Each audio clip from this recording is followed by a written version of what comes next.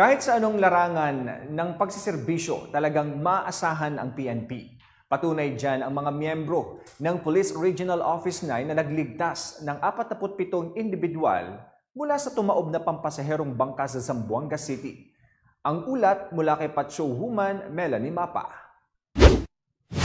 Nailigtas ang 47 individual ng mga kapulisan ng Regional Maritime Unit 9 sa pamumuno ni Police Major Ayman J. Camlon sa lumubog na pampasaherong bangka nito lamang Marso 2024. Ayon sa Regional Maritime Unit 9, bandang alas 6:40 ng gabi nang nakatanggap sila ng tawag mula sa isang pasahero ng MV Mardia na humihingi ng saklolo matapos tumaob ng bangka. Agad naman na rumisponde sina Police Major Camlon kasama ang kanyang mga personel na lula ng isang bangka papuntang Santa Cruz Island, Zamboanga City. Naging matagumpay ang pagresponde sa pinagsanib na pwersa ng Regional Maritime Bar na pinangunahan ni Police Chief Master Sergeant Benjamin Hala, Zamboanga City Marpista na pinamunuan ni Police Major Bensar M. Mukaram at 2nd Zamboanga City Mobile Force Company, Seaborne Company sa pamumuno ni Police Lieutenant Colonel Jonathan Yabo. Sa kasalukuyan ay matagumpay na nakuha ang 47 pasahero at patuloy pa rin ang operasyon sa paghahanap ng isang minor de edad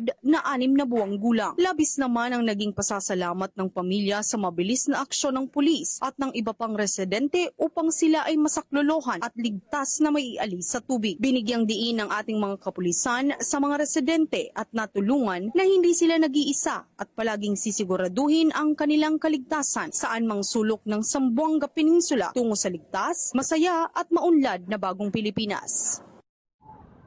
Mula dito sa Zamboanga Peninsula, ako ang inyong PNN correspondent, Patrolwoman Melanie Mapa. Alagad ng batas, tagataguyod ng balitang huli.